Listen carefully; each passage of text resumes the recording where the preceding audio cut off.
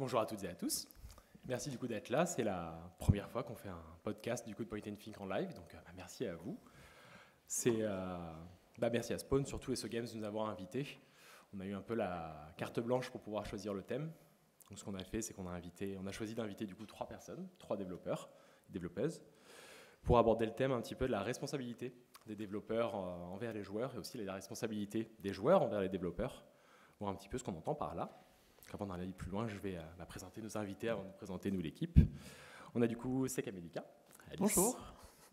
On a Julien Éveillé. Bonjour. Et Géraud Zucchini. Bonjour. Et du côté Point & Think, je suis avec Jules et Axel. Bonjour.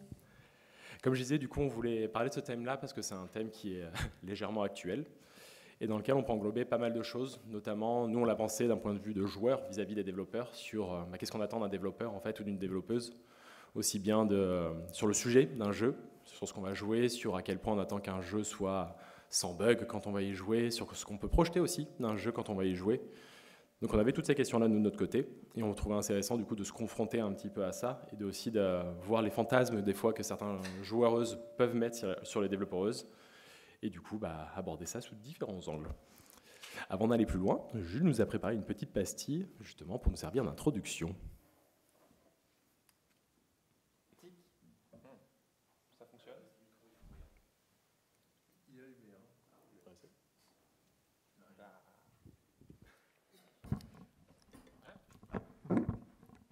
Je vais changer.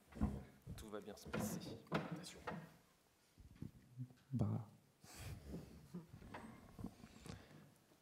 Tic, tac. À chaque seconde qui passe, un développeur de jeux vidéo perd son taf. Parce qu'il fallait bien restructurer, optimiser et actionnariser. En 2023 et 2024, c'est plus de 20 000 salariés qui ont perdu leur emploi. Le naufrage est moral et le désastre humain. Et depuis le début de l'année, on continue de sombrer. 450 salariés à Ubisoft, 150 chez Warner Bros. On perd des studios entiers, rentables, historiques et aimés. Je crois que les grandes entreprises ne sont pas très responsables. Tandis que vous, créatrices, et nous, étudiantes, retraités, chômeuses et salariés, nous croulons sous les responsabilités. Il y a le loyer à payer, ou bien les enfants à aller chercher, la grand-mère à appeler, le devoir à rendre. Être responsable à l'époque du triple Sieg Heil américain, à l'époque des apocalypses écocidaires ou génologiques, ça nous oblige à prendre position, non ? Il faut peut-être bien essayer de faire de nos vies des œuvres engagées et de nos œuvres un minuscule rempart de sable qui attend sur la plage que la marée l'emporte. Mais à quoi bon ? À force de se donner sans cesse des impératifs, on risque d'oublier. Nos responsabilités créent des communautés qui, comme des cercles concentrés, croissent et se croisent. Il faut peut-être juste se contenter de savoir de qui est-on responsable. Que doit la créatrice à son public ? Quel compte doit-il rendre à son publisher, à ses financeurs ? Le jeu que vous produisez aurait-il même existé sans vos proches, sans leur soutien, sans leurs aides et leur amour ? Une fois le processus créatif abouti, on se retrouve finalement avec un produit difforme, imparfait, créé par tous les hasards rencontrés en chemin, limité par le temps, les moyens. Est-on seulement responsable des jeux qu'on a créés ? Perfectionnant indéfiniment nos jeux, de polish en mises à jour innombrables, on finit par s'inventer des responsabilités, même envers nos propres œuvres. Nous sommes peut-être bien trop responsables. L'art est une révolte contre le monde, écrivait Albert Camus, recouvrant pour un instant le bruit des bottes des fascistes. Alors on se révolte aussi bien contre le réel que contre les responsabilités qu'il prétend nous imposer. Qui mieux qu'un jeu sait laisser s'envoler ce poids dans ma poitrine, nettoie ma décharge mentale et peut faire rire des yeux fatigués de plisser la course de mes personnages. Elle envoie balader mes cannes et béquilles, détend enfin mes arcades de jeux sourcilières, car qui ne marche pas n'est pas froncé. Ce sont des responsabilités qui tissent, créent autant de réseaux de solidarité, amicaux ou syndicaux parfois, Mais vous qui travaillez seul, ou presque, avec qui vous liguez-vous? Alors je vais vous laisser nous raconter ce qui articule vos activités professionnelles à vos espoirs éthiques, moraux et politiques. Nous parler de ce qui relie vos jeux à nos vies et vos vies aux nôtres.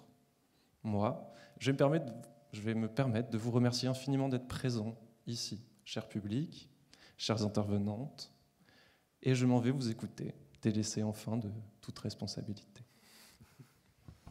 Du coup, j'ai la lourde tâche de passer après ça. Du coup, Jules a abordé pas mal de points sur la responsabilité, aussi bien sur le message d'un jeu, sur le message politique ou non, sur le choix de ce qu'on fait, sur la responsabilité auprès des proches. Quand on vous a approché, du coup, avec le sujet un petit peu de la responsabilité, pour vous, ça vous a évoqué quoi en premier? Quand on parlait de responsabilité en tant que développeuse, qu'est-ce que ça vous évoquait? Moi, en premier, j'ai pensé du coup à la responsabilité dans les messages des jeux que l'on sort, de qu'est-ce que ça véhicule, dans quoi ça s'inscrit. Ensuite, ça m'a également fait penser à du coup, comment le jeu est créé, donc la responsabilité dans les conditions même de production, d'où vient l'argent, etc. Parce que ça aussi, ça dit des choses et des fois, ça peut être... c'est pas toujours aligné sur le message du jeu. Et ensuite, j'ai pensé également du coup, aux responsabilités donc, des joueurs vis-à-vis des développeurs, où il y a un peu trop du coup, des mouvements de haine avec un peu le retour du Gamergate, beaucoup de haine contre les développeurs. Alors qu'il y a beaucoup de fois où il faudrait viser un petit peu plus haut sur certaines pratiques qui ne sont pas toujours respectueuses des joueurs par rapport à leur temps et leur argent. C'est un peu les 3 trucs que ça m'a évoqué en premier. Et puis je pense que tu soulèves pas mal de points qu'on avait même nous, pour le coup, quand on a pensé à ce sujet-là. Justement, le côté, t'en parles avec le Gamergate, c'est à quel point, parce qu'on parlait en introduction, les fantasmes des joueurs un petit peu sur des développeuses de jeux vidéo. Vous, on vous a choisi parce que, à la base, on voulait faire un format sur les solo devs, on a un petit peu élargi, mais c'est vrai qu'on a l'impression que cette pression, en tout cas, elle est encore plus forte parce que les équipes sont plus petites. Là, il n'y a personne entre vous et les joueuses, littéralement. Donc on est vraiment dans ce truc-là de à quel point, du coup, vous êtes responsable du jeu que vous faites et à quel point les joueurs doivent vous en tenir rigueur ou non, justement, stop, on en parlera tout à l'heure. Julien, toi, ça t'avait évoqué quoi, un petit peu, le sujet? Difficile d'ajouter quelque chose de pertinent après tout ça. Moi, j'ai pensé au message tout de suite. C'est vrai qu'on est dans une configuration politique et sociale qui donne une résonance particulière à la moindre chose qu'on va mettre dans le milieu culturel, à le moindre bout de contenu qu'on va amener au public comme ça. Et oui, la question de faut réfléchir à comment on formule tout ça. Voilà, je suis pas sûr d'avoir grand-chose à rajouter. C'était parfait. Moi, je suis un peu gêné parce que je croyais que le thème c'était roguelite en fait. Du coup, je réfléchis là. Je réfléchis.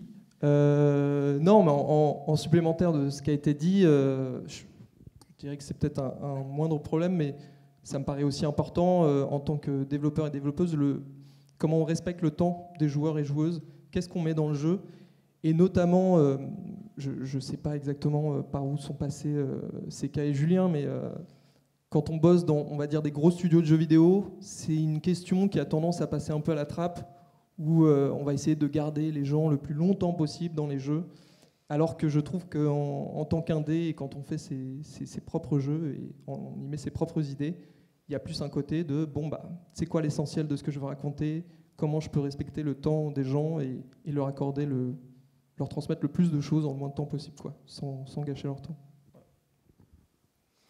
Non, complètement, parce qu'on parlait, c'est vrai, surtout de responsabilité un petit peu politique au début, mais il y a aussi du coup ce côté responsabilité en termes de qu'est-ce qu'on va proposer, qu'est-ce que vous allez proposer aux joueuses, qu'est-ce que les développeuses vont proposer aux joueuses, et c'est ça en termes de temps, mais aussi en termes de jeu, on va dire fini, on peut dire utiliser le mot polish, mais à quel point le jeu va être jouable et confortable, ou au contraire, est-ce que c'est une décision aussi de prendre la responsabilité de faire un jeu qui n'est pas confortable, justement parce que ça va un petit peu trigger d'autres choses, ça peut être un petit peu aussi un vecteur là-dessus. Là, par exemple, est-ce que vous, par exemple, quand vous faites un jeu, vous pensez à l'impact, je vais penser à l'impact émotionnel que le jeu peut avoir sur les joueuses, une fois qu'ils l'ont en main, est-ce que c'est quelque chose que vous prenez en compte, ça, des fois ? Oui, typiquement, dans mon jeu, il y a quand même des thèmes qui vont être un peu complexes à aborder sur, du coup, la légitimité de la violence ou l'amour dans un état oppressif, etc. Et donc, je me dis beaucoup aussi sur qu'est-ce que je montre, qu'est-ce que je ne montre pas, qu'est-ce que ça peut véhiculer, comment ça va être interprété, et vraiment penser à comment les gens vont recevoir en fait le message. Et aussi avant, on disait, il y a un truc qui m'a fait penser, moi, à quelque chose de très tôt aussi que j'ai vu dans mon jeu, c'est en pensant, moi, ma réaction quand je joue à des jeux, et au niveau du temps, c'est typiquement, j'ai envie de pouvoir très vite mettre les mains sur le gameplay, pas avoir beaucoup de narration avant, et j'ai envie aussi surtout de pouvoir avoir le contrôle sur les touches. Et donc ça peut être bête, mais un des premiers trucs auxquels j'ai pensé dans la création de mon jeu, c'est de voir tout ce qui va être les mécaniques de rebinding pour pouvoir changer les touches et être accessible pour que s'adapter au confort des gens. Et penser les options d'accessibilité et les systèmes pour éviter le plus possible qu'il y ait des bugs par la suite. C'est d'avoir de la rigueur pour éviter d'accumuler des problèmes qui pourront causer des bugs à la fin et que le jeu soit bien clean, bien polish au niveau des bugs. Pas que les joueurs aient des problèmes à jouer aussi. C'est un truc qui est important pour moi.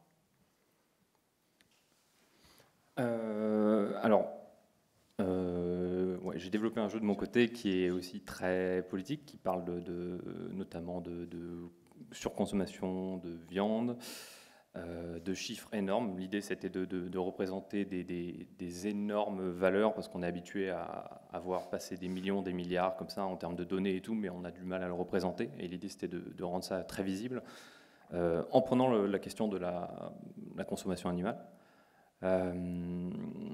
Et c'est un sujet à n'importe quel repas de famille, dans lequel on peut voir rapidement les frictions que ça peut générer, pour pas grand-chose parfois. Donc il y avait vraiment cette considération de à quel point c'est culpabilisant. L'idée, c'était de ne pas faire quelque chose qui tire sur la culpabilité des gens, qui ne se sentent pas culpabilisés malgré tout. Après, on va en parler plus tard, je pense, mais il y a aussi toute la dimension, ce que les gens vont en interpréter de même malgré toutes les précautions qu'on y met. Et ça, on n'a pas forcément la main dessus, on ne peut pas forcément l'anticiper, à moins d'avoir justement une puissance une puissance de comment dire. Désolé, je suis un peu perturbé parce que j'ai vu mes parents dans la salle.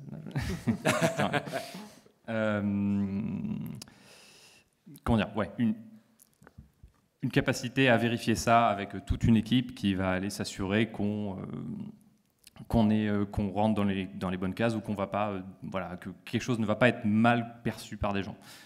Les gros studios ont ces capacités-là, ils ont des personnes qui sont spécialisées là-dedans pour vérifier que le message est bien compris, qu'il n'y aura pas de problème à ce niveau-là. Voilà. C'est vrai que moi, quand je travaille sur un jeu, là, en termes de comment j'anticipe la réaction des gens et des joueurs et joueuses qui vont y jouer, je dirais que l'important, c'est qu'ils se souviennent du jeu, quitte à créer des traumas, c'est pas grave. Bad buzz is still buzz, comme on dit. Et non, après, moi, j'ai une situation qui est très différente de CK et Julien, parce qu'on en parlait un petit peu en off, mais eux ont des messages qui sont dans leurs jeux principaux, leurs jeux commerciaux, ce qui est très, moi, je trouve personnellement très courageux en plus. En l'occurrence, Solcesto, le jeu sur lequel je travaille en ce moment avec Chariot, n'a pas de message dans le jeu. Et c'est vrai que moi, j'ai tendance, c'est pas du tout un choix conscient, mais dans mes jeux commerciaux, à ne pas mettre forcément de message politique et faire de la politique via des jeux dédiés à ça à côté.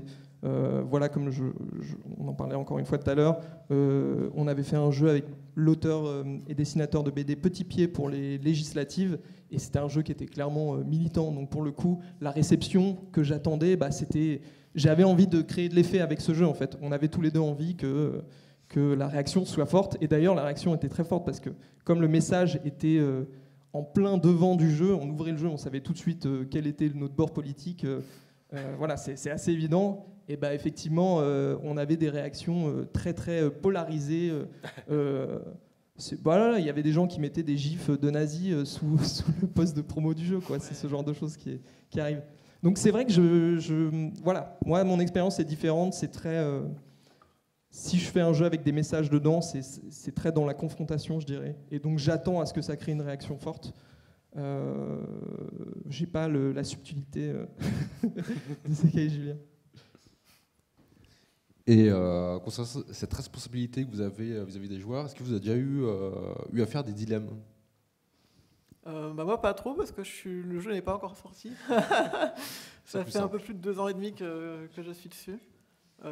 Du coup pour l'instant pas trop. Le jeu est un peu très très de niche. Pour l'instant les gens me suivent juste sur les réseaux.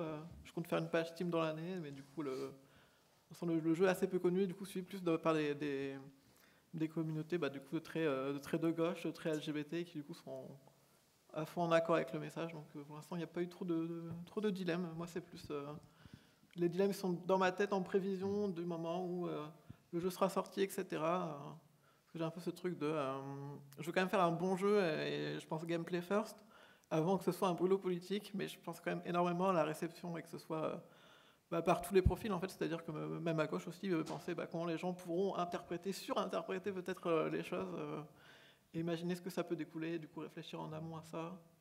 Après, j'essaye de pas me mettre trop la pression et de rester quand même sur un truc qui est aussi dans l'émotion et écrit avec mes tripes en fait. Ouais, alors un peu pareil,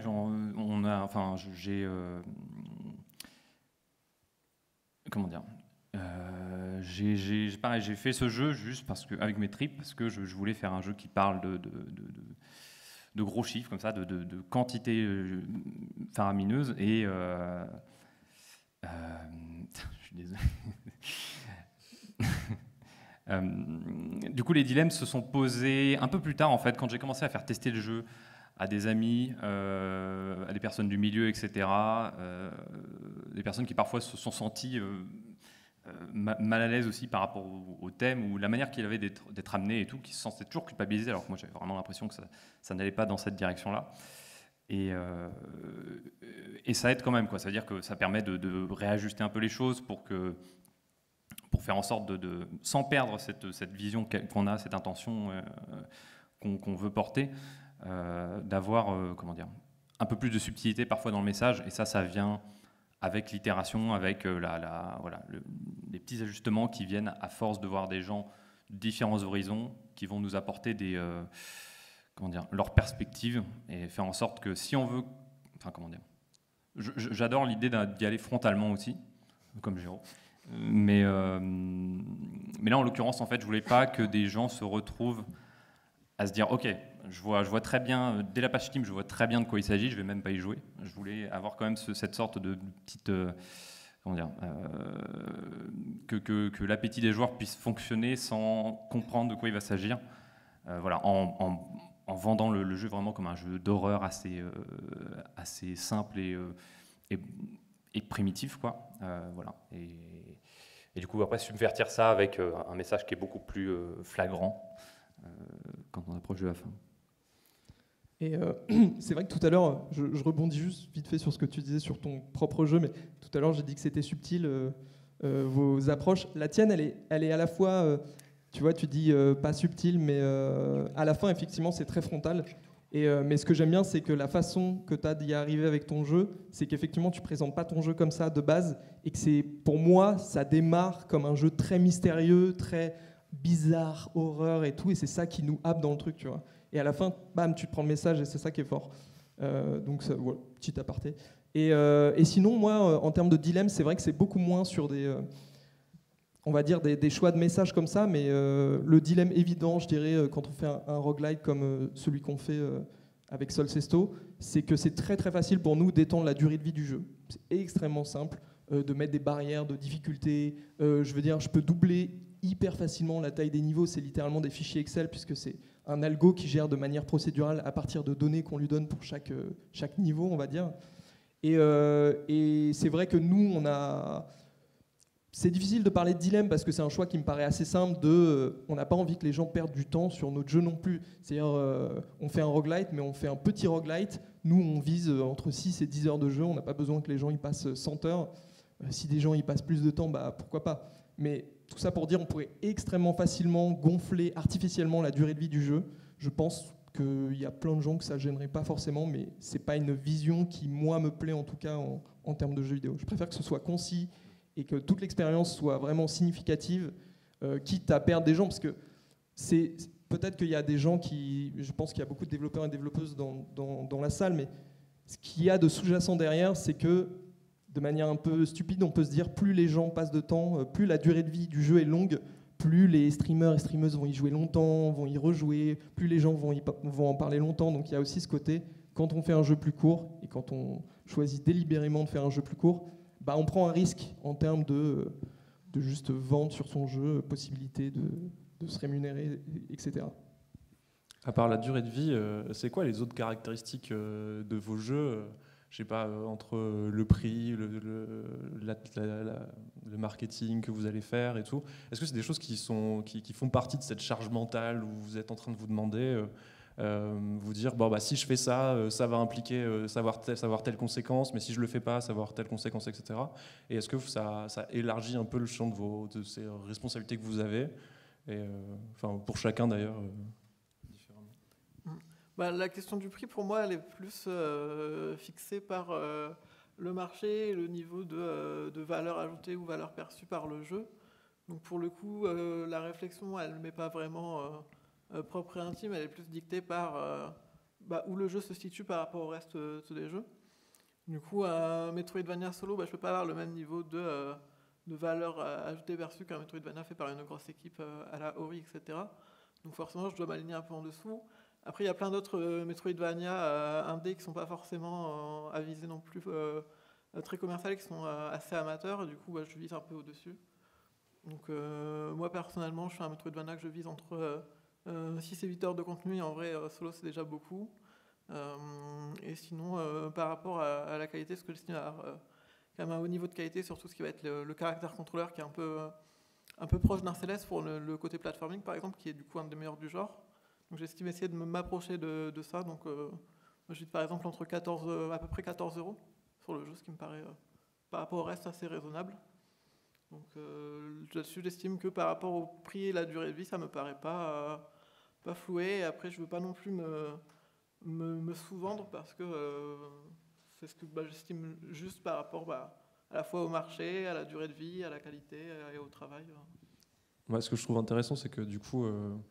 ces responsabilités que vous avez en tant que solo dev ou petit dev indé, etc., c'est pas du tout les mêmes que celles qu'on attend de celles d'un gros studio où on va regarder qu'est-ce qu'il veut, quel est le produit qu'il fournit, sous quel moment il le vend, quel est le polish, etc. Alors que c'est pas des trucs qu'on peut vraiment vous attendre de vous. Enfin, je sais pas si c'est des choses que vous attendez de vous-même, de vos propres jeux. Est-ce que vous êtes très attentif à des aspects objectif, par exemple le prix, est-ce que c'est comme tu dis, c'est pas quelque chose sur lequel tu vas mettre énormément d'attention, c'est plus un rapport plutôt à comment est-ce que tu vas le vendre le mieux. Après, il y a d'autres aspects aussi sur lesquels je pense qu'on parle du polish. Moi, effectivement, je vise quand même un certain niveau de polish, et notamment, il y a un truc et que moi, en tant que joueur, je n'aime vraiment pas, à part que ça a une volonté très particulière de contrôle, mais c'est justement ce que j'en parlais tout à l'heure, tout ce qui est input, en fait, où je veux supporter vraiment que ce soit au clavier ou différentes manettes avec le rebinding. Et pour moi, c'est un truc essentiel quand je joue à un jeu. Et même les petits jeux indés, en fait, je suis vraiment embêté en tant que joueur quand je n'ai pas ce confort-là. Donc ça, par exemple, c'est un truc que je me suis dit, c'est important, je veux vraiment le faire. Un peu pareil sur des options. Typiquement, je fais un jeu en pixel art. J'ai envie d'avoir une option d'accessibilité où on peut changer la fonte pour avoir un texte qui n'est pas en pixel art, qui est plus lisible pour des gens. Donc j'ai prévu par exemple les mécaniques assez tôt pour pouvoir gérer ça, sans que ce soit un fardeau à porter plus tard, donc je l'ai vraiment pensé dès le début. Et un troisième exemple comme ça, c'est ce qui est localisation aussi, pour traduire dans différents langages. Alors ça après, ça coûte de l'argent, donc je ne sais pas encore du tout combien de langages vont supporter à la sortie du jeu. Mais pareil, c'est un truc que j'ai essayé de penser tôt là-dessus, donc vraiment le côté accessibilité. Ouais. Ouais, et je recommande à tout le monde en effet, comme tu le fais, de prendre le taureau par les cornes dès le début, parce que j'ai fait cette erreur de m'intéresser à l'accessibilité, même si j'avais pour projet de vraiment supporter ça à fond, de m'y prendre un peu trop tard sur certains aspects. J'avais par exemple mis aussi une typo beaucoup plus lisible, de sorte à ce que les personnes qui ont plus de difficultés à lire des typos un peu stylisés puissent le lire, sauf qu'après sont arrivées toutes les traductions du jeu, notamment en chinois, en turc, et turc, bon, c'est assez proche de la nôtre, mais chinois, japonais, russe, ukrainien, etc. Et donc ça a fait exploser mon système de propreté comme ça que j'avais fait, d'accessibiliser, et j'ai dû retirer cette option un peu en catastrophe. Voilà, donc c'est des trucs, en effet, qu'il faut les prévoir très tôt à l'avance, c'est mieux. Et ça m'a bien servi de leçon. Mais ouais. Et pour revenir vite fait sur le prix et la durée de vie aussi, c'est vrai que la durée de vie, c'est quelque chose, comment dire, en tant que développeur solo, on est aussi, c'est ça, on a cette question qui vient, qui est est-ce qu'on va diluer l'expérience, et dans ce cas-là, forcément, on n'arrivera pas à atteindre la qualité de production qui sont faites par des dizaines ou des centaines de personnes. Ou alors on réduit le scope, on fait un projet plus petit en ambition, et dans ce cas-là, on peut s'assurer de vraiment de l'affiner, d'avoir quelque chose de bien fini qui se tient, de sorte à avoir un produit qui va aller respecter aussi les joueurs et joueuses, quoi. Et pour le prix, c'est vraiment quelque chose de très particulier, quoi. C'est difficile en effet, c'est très difficile à déterminer, surtout quand on est tout seul. Moi, en l'occurrence, je savais vraiment pas comment me situer, et pour le coup, mon éditeur m'a rassuré, enfin on s'est mis d'accord, en fait ils m'ont dit voilà, regarde les autres jeux sur le marché, ça ressemble à ça. J'avais beaucoup de craintes parce que le jeu était vendu, donc il est vendu 10 € et il dure 1h30, 2 heures. Après il y a de la rejouabilité, mais il y a beaucoup de gens qui ne rejouent pas. Et donc on se pose, la question se pose du refund Steam, le remboursement Steam qui, si on a joué moins de 2 heures, peut s'effectuer super facilement. On s'expose quand même pas mal. Il s'avère qu'en fait, les joueurs ne l'utilisent pas plus que ça. Enfin, bon, il y en a eu, hein, mais l'utilisent pas plus que pour d'autres jeux qui coûtent parfois moins cher. Donc voilà, si les gens en ont retiré quelque chose d'assez fort qui leur a plu, parfois ça suffit à faire fonctionner, en fait. Voilà, les gens sont. Je pense qu'il y a une sorte de relation un peu de confiance peut-être mutuelle pour la plupart des joueurs. En mode, j'ai passé un moment qui m'a marqué, où j'en garde quelque chose de fort, et donc je reviens pas dessus, quoi. Je vais pas me faire rembourser le produit, quoi. Moi, ce que j'ai entendu quand vous parliez de vos prix, c'est que vous avez suivi les lois du marché, en fait, et vous êtes matrixé par la société capitaliste de consommation. Je tiens à dire que la démo de Solcesto, disponible sur Steam, est totalement gratuite. Voilà, c'est une démo gratuite. Disponible à toutes et tous, et pour des raisons d'accessibilité notamment. Voilà, c'est pas pour me la péter, c'est juste, c'est factuel. Et le jeu sera payant, par contre.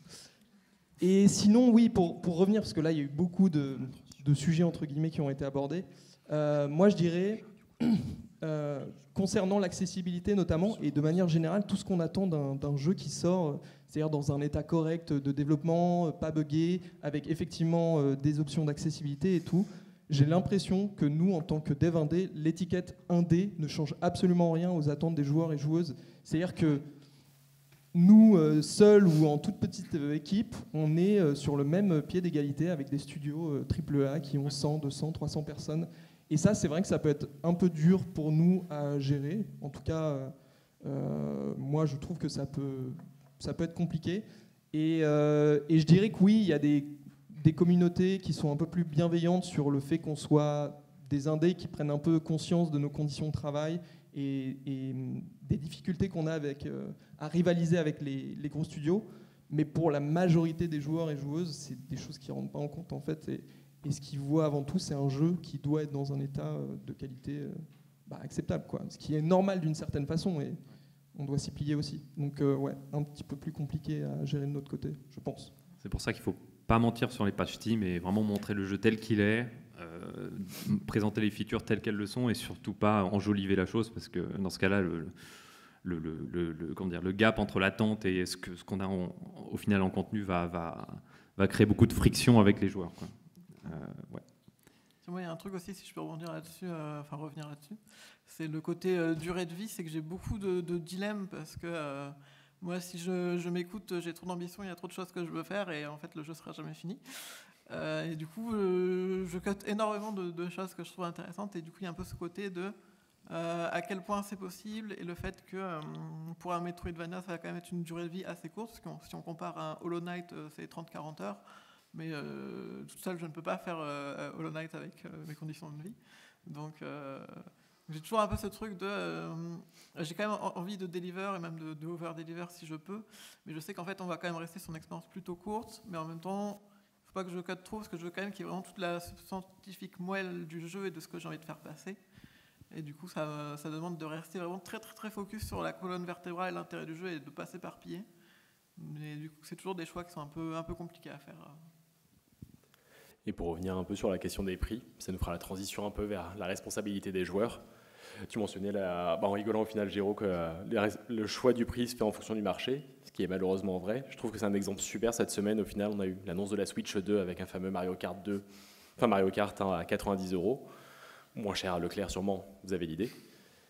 Mais pour eux, pour le coup, on va jamais c'est pas un truc qu'on va leur imputer, on va dire c'est trop cher, mais la fanbase est tellement énorme que ça impactera pas, pour le coup. Là où des indés, pour le coup, on va souvent, j'ai l'impression, aller tacler parce que le jeu est pas assez en solde, le jeu est pas assez justement dans les soldes comme ça, il n'y a pas de démo gratuite ou quoi. C'est jamais quelque chose qu'on va aller demander par contre à des gros jeux tout de suite. On sait que le prix d'un jeu AAA, c'est 70 €. Là où justement, on voit bien justement avec vous trois que le prix d'un jeu indé, c'est déjà il y a déjà ce côté-là, qu'est-ce que vous attendez des joueurs, qu'est-ce que vous pensez que vous allez donner aux joueurs, le côté de la durée de vie. C'est quasiment le même débat qu'on a avec la BD et les romans, pour le coup. Les BD sont chers, mais c'est plus court à lire. Un jeu court, du coup, est-ce qu'il doit être moins cher, alors que pourtant, des fois, tu passes 2 ans à le faire. Donc il y a ce côté-là où ça me fait la transition, du coup, avec ce qu'on attend en tant que joueur, du coup, et ce qu'on projette aussi. J'ai toujours trouvé que c'était un faux débat d'attendre d'un jeu qui coûte 20, 30 €, qui dure 20, 10, 15, 30 heures, et que ça, on axe par rapport à ça. Mais ça va me faire la condition de transition. Pour vous, ce serait quoi la responsabilité des joueurs vis-à-vis des développeurs? Quand on vous a approché avec ça, moi, il y avait le côté de déjà les joueurs doivent pas être doivent être gentils avec les devs et arrêter de mettre toute leur pensée là-dessus à dire mais le jeu est pourri, tout ça, et pourrir tous les devs, notamment des indés qui n'ont pas ce sas de compression. Et même pour rester justement dans l'actualité, on a vu Assassin's Creed Shadow qui est sorti il n'y a pas longtemps, qui a eu toute la polémique qu'il y a autour, mais surtout avec une grosse boîte comme Ubisoft qui a pu mettre en place des cellules un petit peu pour protéger tous les professionnels, pas que les devs du coup. Mais c'est pas possible pour des toutes petites structures, voire vous qui êtes de 1 à 3, pour le coup. Vous, pour le coup, vous le voyez comment ça, la responsabilité des joueurs vis-à-vis de vous? J'ai juste encore un coup de gueule à passer du coup. Arrêtez de nous parler du Steam Deck. C'est ça la responsabilité des joueurs et joueuses. On a compris que les gens ont des Steam Deck et que le jeu doit tourner sur le Steam Deck. Voilà, c'est tout. J'ai une vraie réponse qui viendra après. Je vous laisse embrayer là-dessus. Du coup, Sol Sesto, il sera sur Steam Deck? J'embraye après. Alors moi, mon jeu, il tourne déjà sur Steam Deck actuellement. C'est très très bien pour ramener à des events comme ça, il n'y a pas besoin d'avoir un PC et d'un setup. T'as même pas besoin de stand, tu viens avec ton Steam Deck et tu hack tout le monde, c'est trop pratique. Vraiment cette technique de rat, c'est trop bien. Non, du coup, les responsabilités des joueurs vis-à-vis des devs. Alors du coup, il y a des critiques qui sont quand même légitimes, après il faut quand même mettre les formes pour pas braquer les gens. Mais quand il y a les petits indés, comme disait Géraud, c'est un peu compliqué. Notamment, moi, les critiques qui sont légitimes, c'est en fait, il y a beaucoup de devs qui sont pas forcément super aware et qui pensent pas trop du coup aux problématiques d'accessibilité, de rebinding, qui ont un peu plein de bugs, etc. et qui des fois montrent les choses trop tôt ou au contraire ne les montrent pas assez tôt. C'est un problème qui arrive énormément. Et du coup, le jeu arrive dans un état où c'est la démo finale sur le Steam Next Fest quelques semaines avant la sortie. Et en fait, il y a encore plein de problèmes de bugs qui sont évidents et ça, c'est un signe que les devs n'ont pas fait tester.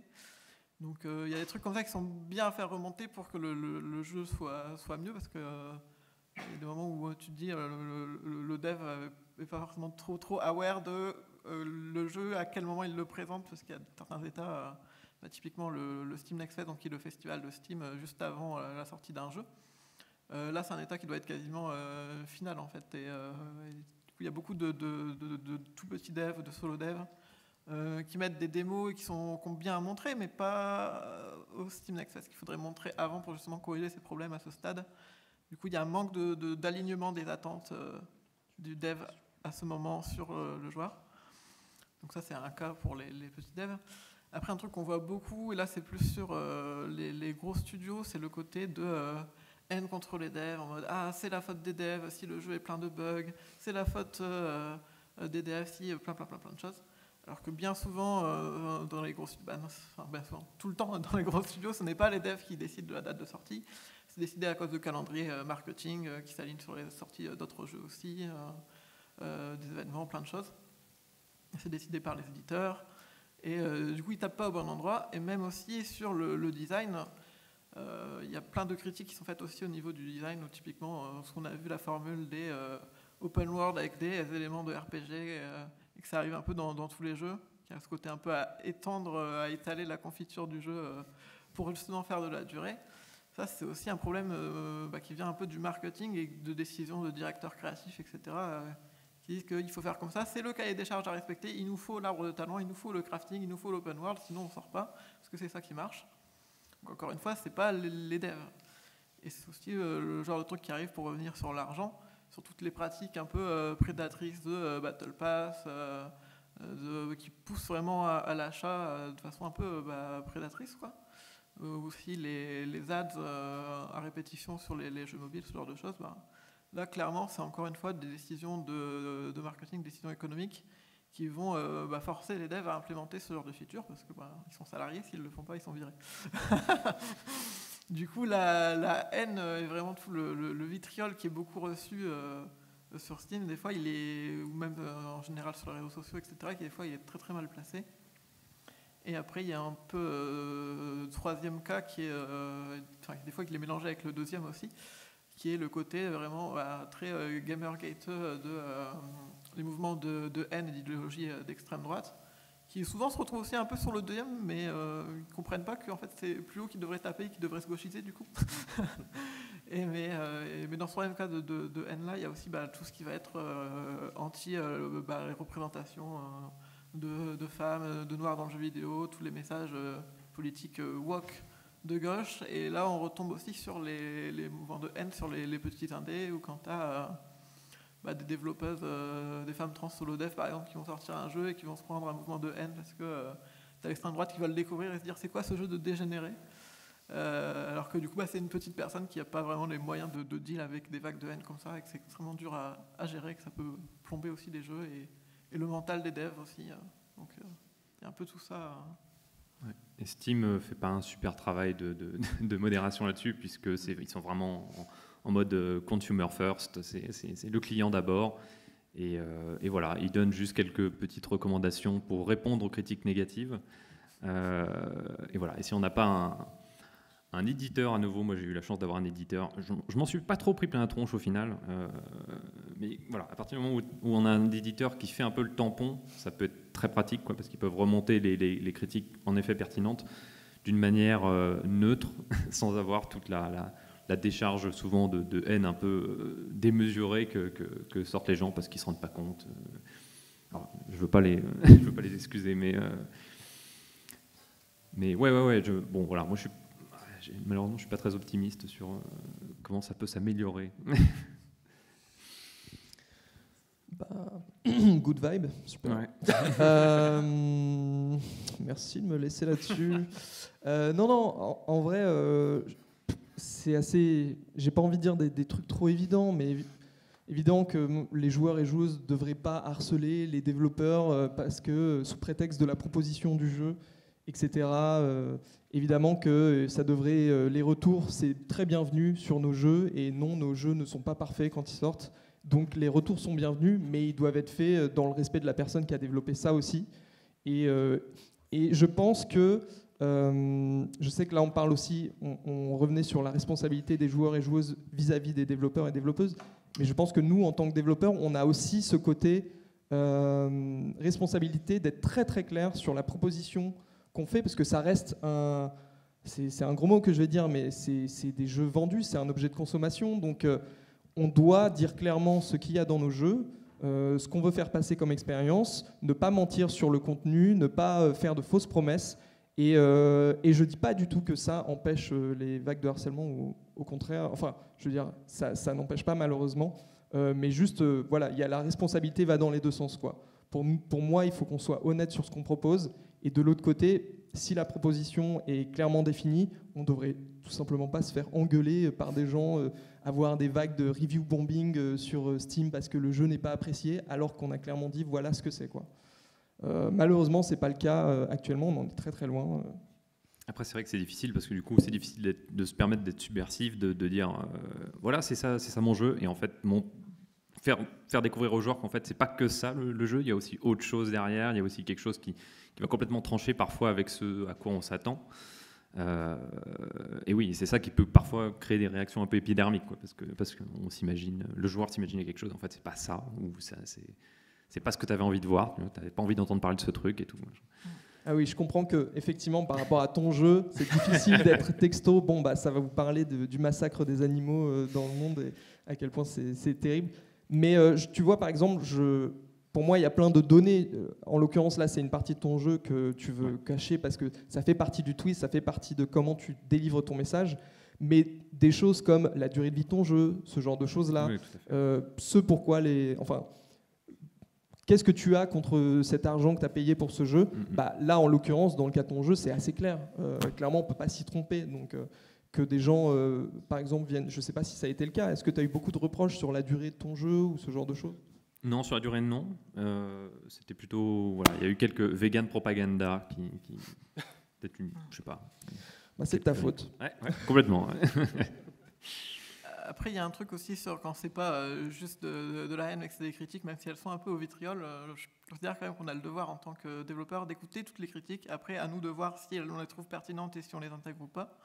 Mais alors, c'est vrai que c'est dur, c'est vraiment nos bébés et du coup, on a beaucoup d'attachement à ça, donc ça fait toujours mal quand les trucs sont mal perçus ou des choses qui sont critiquées un peu de façon un peu énervée. Mais il faut pas non plus se braquer, être en réactance, parce qu'en fait. Des fois, des choses, on nous dit, et comme on nous le dit mal, on n'a pas envie de l'écouter, mais en vrai, ils ont raison. Des fois, donc, faut quand même toujours écouter, quand même si on est attaché au jeu. Ouais, c'est vrai, il y a souvent des choses pertinentes, et puis après, il faut voir juste si ça s'aligne avec notre vision, et parfois, si ça va pas trop aller à l'encontre de ce qu'on a en tête, ça peut complètement devenir on peut s'en servir, on peut s'en inspirer, ça peut devenir même une source de positif, en fait. Et sur le côté de mal présenter les choses, moi je trouve ça bien quand même qu'il y ait des jeux qui gardent de la surprise sous le capot. Après oui, il ne faut pas être dans la tromperie. Du coup je profite d'ailleurs de ce micro pour m'excuser.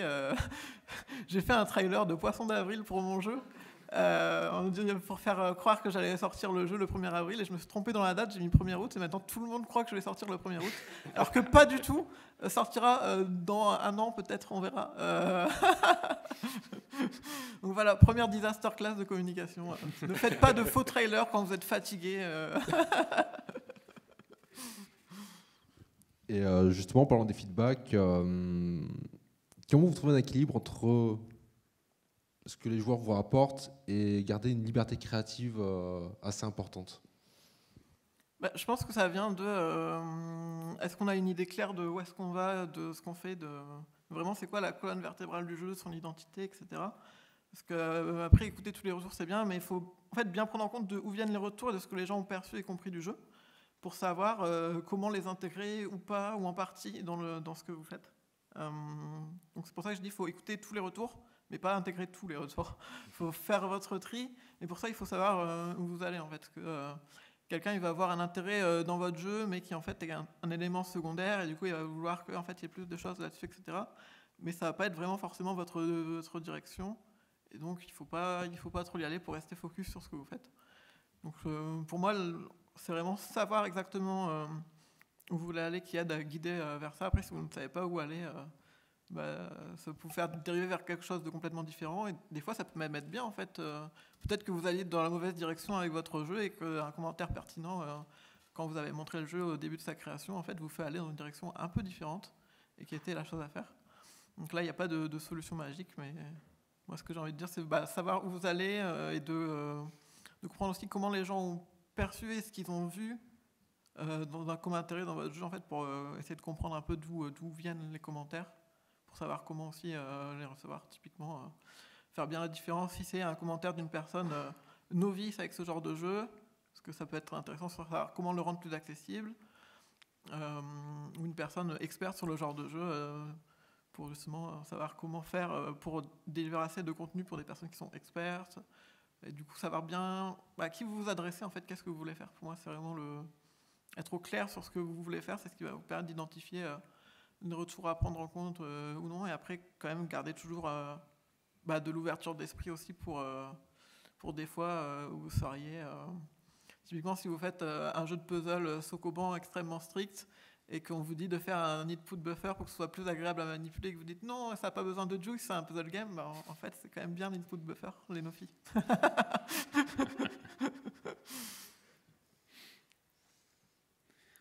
Rien à ajouter. Sans commentaire. Parfait. Non, c'est vrai, c'est ça, il faut savoir où est-ce que tu veux aller, savoir ce que tu as envie de raconter, et à partir de là, tu arriveras à faire le tri entre ce que tu veux garder et ce que tu veux pas garder, quoi. Ouais, tu vas très bien. Savoir se remettre en question, mais aussi savoir assumer et oser ses choix, quoi. Ouais, c'est ça. Les maintenir. Parce que aussi, est-ce que vous avez l'impression, de manière globale, que les joueurs comprennent ce qu'est être développeur indépendant? Pas vraiment.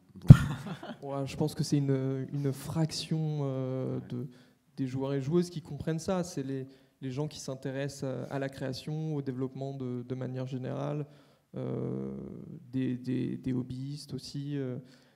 En fait, c'est compliqué de parler de ça parce qu'en vrai, nous, on est dans une bulle. Tous les trois, on est à peu près, je pense, dans la même bulle qui est le jeu indé, où il y a à la fois des développeurs et développeuses qui se connaissent, qui s'entraident, et les joueurs et joueuses qui sont intéressés par ces genres de jeux. Mais c'est une bulle qui est minuscule à l'échelle du jeu vidéo. Alors je ne dis pas que le jeu indé est minuscule de manière générale, parce qu'il y a des jeux qui rencontrent le grand public. Mais justement, en fait, je pense que dès qu'un jeu devient, on va dire, mainstream, ou en tout cas rencontre le succès, peu importe qu'il soit indé ou non, il y a les mêmes attentes et qui vont se coller dessus. Et une méconnaissance, je pense, de ce qu'implique de développer un jeu vidéo, en fait. D'ailleurs, c'est pour ça, je vais pas trop appuyer là-dessus, mais il y a encore des gens qui vont critiquer l'utilisation de tel ou tel moteur, ou des choses comme ça qui sont vraiment pas du tout pertinentes par rapport à le résultat final, qui est un jeu. Au final, peu importe comment on est arrivé à ce résultat. Donc oui, je sais pas quoi ajouter.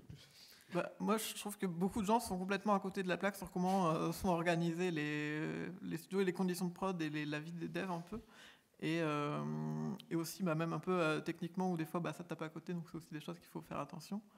Mais je le comprends totalement, parce que moi, avant 2017, donc d'entrer à Langevin, ici même où j'ai fait mes 2 ans d'études de master en jeux vidéo, c'était vraiment pas clair du tout. Je me projetais pas exactement dans ce que c'était comme conditions de travail, comme vie, comme organisation dans les sociétés, et aussi de ce que ça impliquait vraiment les devs solo qui en vivent. Parce qu'après, j'ai toujours fait des jeux depuis très jeune, donc des jeux RPG Maker en hobbyiste, etc. Mais qu'est-ce que c'était du coup le côté de en vivre? Est-ce que ça implique de bidouiller avec le chômage, le RSA, peut-être trouver des prestats, refaire un taf, quitter le taf, travailler en dehors du taf? Je visualisais pas trop. Et il y a aussi ce côté dans l'industrie où c'est quand même une grosse boîte noire, où il y a une grande culture du secret. Alors ça, c'est plus dans les studios AAA, qui fait que en fait, quand on n'est pas dedans, c'est pas très clair comment ça se passe. Et après ça change un peu, parce que moi je suis entré à Langevin, c'était en 2017, et j'ai l'impression que depuis, il y a quand même beaucoup plus de médias, de vidéos YouTube qui parlent du côté aussi, pas juste du jeu, mais de sa création. Et des médias comme le vôtre aussi, d'ailleurs, je fais de la pub sur le propre podcast, qui mettent en avant ça et qui font qu'aujourd'hui, quand même, côté peut-être pas grand public, mais chez les passionnés de jeux, je pense que ça commence à être un peu plus clair, mais ça reste un peu compliqué. Comme je dis, il y a la culture du secret, etc., où c'est pas toujours clair de se projeter, je trouve. Pour juste rebondir sur ce que je disais juste avant, et ce que vient d'ajouter CK, et pour pas avoir l'air d'un gros aigri qui pense que personne ne s'intéresse aux jeux vidéo, je suis d'accord avec toi que par contre il y a un intérêt grandissant là-dessus, et de plus en plus de médias qui font vraiment l'effort de parler des conditions de travail, de la fabrication des jeux, de comment c'est fait, et surtout à différentes échelles. C'est-à-dire qu'il y a autant des médias qui vont s'intéresser aux conditions de travail dans les grands studios que chez les tout petits indés, et comment on réalise nos jeux, etc. c'est pas encore, peut-être comme tu le disais, très très grand public, mais c'est vrai qu'on a la chance d'être dans cette période où en tout cas il y a beaucoup d'efforts qui sont faits pour informer là-dessus, quoi. Ouais, c'est vrai qu'il y a une dizaine d'années, il n'y avait pas du tout ce genre de format. La presse se concentrait plus sur juste les sorties, les jeux, et pas vraiment les gens derrière, quoi. Et c'est vrai que ça a bien évolué ces dernières années. Après, ça restera sans doute assez marginal quand même. Les gens qui s'y intéressent, je veux dire. Un peu comme les making-of restent des choses qui intéressent, voilà, les puristes, les gens qui veulent vraiment s'intéresser en profondeur à un sujet, etc. Ouais, ça restera mais c'est pas très grave. Après, le problème, c'est parfois les développeurs qui vont être, pareil, dans une logique parfois désagréable, comme s'ils connaissaient même pas le milieu. Ça arrive assez souvent, hein, qu'il y ait des développeurs qui aillent bitcher sur d'autres développeurs ou sur d'autres studios, parfois sur des Moi, je studios le fais un petit peu. Ouais, je le fais un petit peu. Après là-dessus, il y a quand même un truc d'une industrie avec un grand I, et soit tu es dedans, soit tu n'es pas dedans. Et du coup, quand tu as des développeurs qui ne sont pas vraiment intégrés dedans, il y a quand même un clash, parce qu'il y a quand même un peu une culture d'entre-soi aussi. Différent. Et par exemple, moi, impossible de trouver un stage dans le jeu vidéo avant d'entrer en Langevin. Depuis que je suis à Langevin, j'ai l'impression de connaître plein de gens partout. Mais je me dis, si j'avais pas eu l'occasion de faire ça, j'aurais été un peu la même personne, et j'aurais juste pas eu la même éducation, mais j'ai l'impression que j'aurais été complètement exclu et hors de l'industrie, en fait. Et il y a beaucoup de game dev indé aussi qui sortent un peu de nulle part, qui n'ont pas ces liens-là. Tout à fait. Ouais. Justement, comment on fait pour bien s'organiser pour être ensemble, solidaires entre développeurs et développeuses de jeux vidéo? Est-ce que vous êtes syndiqués, et pourquoi oui, pourquoi non? Est-ce que ça sert à quelque chose quand on est indé, solo dev? Ouais. Alors moi, je parle à beaucoup de gens du STJV, mais c'est vrai que je ne suis pas syndiqué. Mais je suis dans un statut un peu particulier, artiste-auteur, et du coup je suis un peu en mode... j'ai réussi à quitter le salariat et je vogue un peu, et du coup je sais pas trop qu'est-ce que je peux faire de pertinent, et je suis déjà avec toutes les casquettes, pas beaucoup de temps, donc je sais pas trop comment aider, et je sais pas si j'ai besoin d'aide ou si on peut m'aider. Du coup c'est vrai que je le suis pas, mais pour le coup c'est quand même globalement quelque chose que je conseillerais à tous les devs au sens large de se syndiquer, et qui a manqué dans des studios où j'ai pu travailler avant. Donc je pense que c'est toujours une bonne chose de se regrouper, de ne pas être isolé. Aussi pour tous les gens qui sont en galère, de trouver du taf aussi, de se syndiquer, d'être auprès d'autres personnes qui galèrent, et de ne pas être tout seul, en fait. Ouais, pareil, ouais, aussi de pouvoir établir un dialogue un peu plus, un rapport de force un peu plus équitable entre les directions et les salariés, de sorte à éviter des dynamiques un peu d'écrasement des paroles des salariés. Ouais, c'est sûr que. Alors moi, je suis pas non plus syndiqué, mais j'ai fait des CSE. j'ai fait partie de CSE, donc la version un peu light.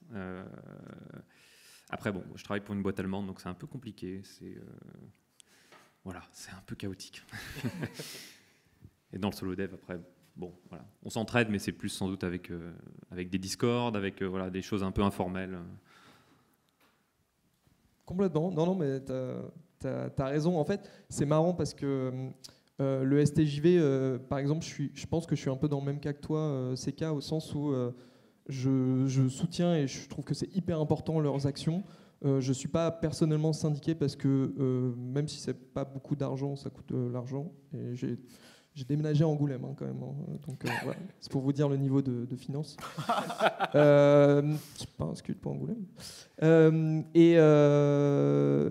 Et en fait, c'est hyper important les actions du STJV. Donc moi, j'ai tendance à partager ou à essayer d'aider à communiquer dessus quand je peux, quoi, mais de manière toute petite. Hein, mais c'est vrai qu'en tant que développeur indé à toute petite échelle, alors moi maintenant je travaille avec Chariot, avec qui on fait Solcesto, mais avant j'étais tout seul, et c'est pas forcément évident de rejoindre le STJV par exemple, parce que c'est surtout des luttes de salariés contre le patronat, donc bah là, on est son propre patron, donc on lutte contre nous-mêmes, quoi.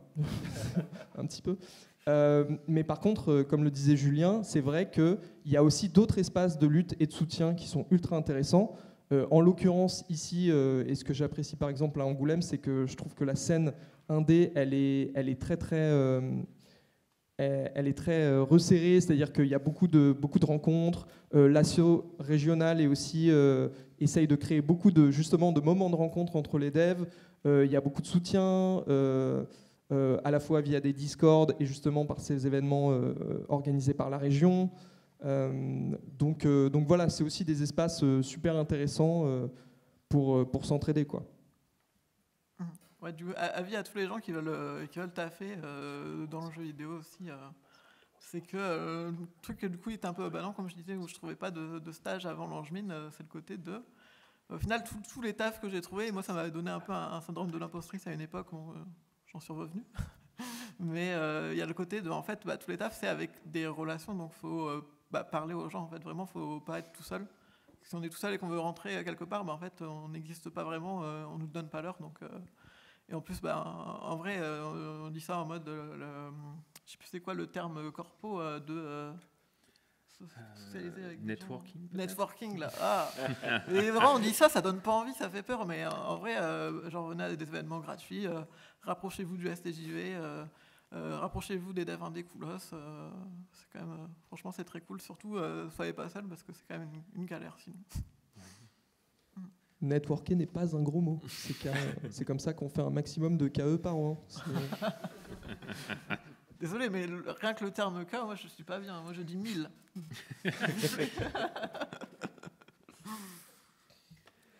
Et globalement, là au final, on parle pas beaucoup de la relation entre créateurs et joueurs. Vous en parliez à ce côté un petit peu boîte noire qu'on a. Je prends du côté joueur pour le coup. Je prends la casquette joueur. Je développe rien du tout, donc c'est facile. Mais il y a ce côté, à minima, nous c'est pour ça qu'on avait tout créé. On voulait lire des trucs qu'on voulait écouter en tout cas. Comment vous pensez que cette relation peut continuer de s'améliorer? Parce que vous disiez, il y a plein de médias qui font ça. Je ne vais pas les citer, je ne vais pas m'amuser à ça pour ne pas en oublier, mais il y en a plein. Mais comment vous pensez que ça peut s'améliorer à ce niveau-là? Est-ce que ça peut être des choses qui sont mises en place, par exemple, sur les plateformes? Ne serait-ce que Steam, il me semble que sur Steam, il y a maintenant un espèce de système pour éviter un tout petit peu le review bombing, ou si justement trop de mauvaises reviews qui arrivent, ça gère un petit peu, mais j'ai pas l'impression que ce soit fantastique. Ouais, alors techniquement, je sais pas exactement, mais de ce que j'ai cru comprendre, on peut, en tant que dev qui a un jeu sur Steam, faire un genre de signalement à Steam pour dire de telle à telle période, il y a eu un review bombing, et ils examinent du coup humainement pour faire en sorte que ces reviews ne comptent pas, parce que l'algo de Steam va mettre en avant par rapport aux reviews et plein d'autres critères, nombre d'achats et tout ça. Mais du coup, comme ça évite de trop plomber les jeux à cause de ça. On peut le signaler. Okay. Donc ça commence à avoir des trucs en place. Et sinon, pour le côté éviter la boîte noire, il y a deux parties, enfin trois. Il y a les joueurs s'intéresser plus. Après, il faut quand même garder en tête qu'on est une grosse industrie de divertissement. Et en fait, comme tous les autres, il y a le côté, c'est un produit de consommation. Et les produits de consommation, les gens ils consomment sans forcément s'intéresser à comment c'est fait. Et on ne peut pas s'intéresser à tout non plus, en fait. C'est-à-dire, est-ce que vous êtes déjà intéressé à comment sont produits votre lave-linge? Je ne crois pas. Après, les jeux, il y a un côté plus définitionnel, mais je veux dire, des fois, on consomme et on ne se pose pas forcément la question derrière, et c'est pas forcément très grave, sauf si on est en train de venir aller harceler les devs parce qu'on n'a pas compris que c'est les execs qui demandaient d'avoir un Battle Pass. Donc voilà. Sinon, le travail, il commence à être fait, donc c'est cool, il faut l'encourager, il faut que ça continue de différents médias pour ceux qui sont justement passionnés et qui s'intéressent. On ne va pas juste analyser les jeux, même si c'est très très bien, mais aussi parler de comment ils sont créés, en fait, comment ils sont construits. Et à l'inverse, on a fait côté joueur, côté média, et côté dev, en fait, justement, et là, moi, je vais pointer du doigt les gros studios AAA comme tout le temps. J'adore pointer les studios AAA du doigt. Mais c'est le côté, justement, est-ce qu'il ne faudrait pas un peu arrêter toutes ces pratiques de culture du secret sur les jeux qui font que quand les devs sont licenciés, ils peuvent même pas parler des jeux sur lesquels ils ont travaillé, que du coup les savoirs et les techniques sont pas mis en commun et qu'on essaye de tout garder, les savoirs et les secrets pour soi, alors que de toute façon on vire tellement de gens qu'il y a des savoirs qui sont perdus en fait, c'est dramatique, qu'on garde des trucs propriétaires et que du coup ils s'en sortent jamais. Ubisoft, une fois, il y avait le fameux moteur UbiArt qui aurait dû sortir à un moment, qui finalement n'est jamais sorti, donc ils ont un trésor technologique qui a l'air incroyable d'expérimenter avec, mais qu'on verra peut-être jamais, je ne sais pas où ça en est. Donc il y a plein de choses comme ça qui vraiment sont très gardées pour des intérêts économiques capitalistes en fait. Et du coup c'est ça aussi qui alimente cette culture du secret, qui fait qu'on partage pas beaucoup les choses, qu'on n'a pas le droit de parler. Il y a vraiment le secret des NDA, donc les Non-Divulgation Arrangements, je sais plus exactement le nom. Agreement. Donc le fait de ne pas divulguer ce sur quoi on travaille ou ce sur quoi on a travaillé pour des projets qui ont été commencés mais qui finalement ne sont pas sortis mais qui sont quand même sous le secret.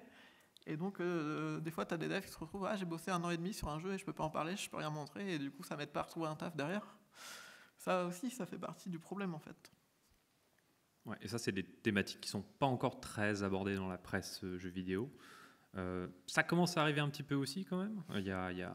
Mais ça parle beaucoup de layoffs, ça parle beaucoup de cas de harcèlement, etc. Ça parle un peu moins des questions de systémique, de comment fonctionnent les entreprises, de quels sont les rouages un peu de domination,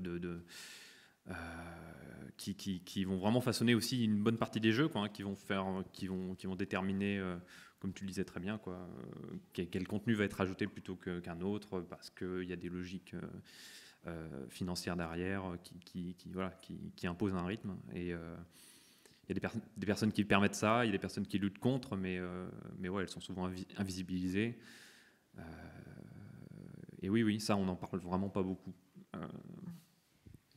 J'ai pas grand chose à ajouter parce que vous avez parlé de beaucoup de choses, mais éduquer c'est important, clairement. Il y a plusieurs canaux pour améliorer la situation, mais c'est vrai que les plateformes comme Steam ont une part de responsabilité énorme aussi dans la manière dont peut être reçu le jeu, la manière dont les gens vont le critiquer, laisser des avis dessus. Et cette grosse machine, c'est elle qui fait, on va dire, les règles. C'est elle qui crée le système dans lequel on travaille, ou en tout cas avec lequel on diffuse nos jeux. Et il y a beaucoup à jouer de ce côté-là. Et malheureusement, c'est très difficile d'avoir un impact, évidemment, sur une boîte qui a autant de monopole que Steam et qui peut du coup se permettre d'avancer sur ces questions à la vitesse qu'ils ont envie et qui est en général pas très rapide, quoi. Et puis au final, c'est vrai qu'on n'a pas parlé de la responsabilité immédiate, on a un peu parlé, mais il y a ce côté où, comme tu parlais d'un côté invisibilisé, il y a ce côté terrible dans le jeu vidéo, dans les grandes boîtes, de petites mains du jeu vidéo.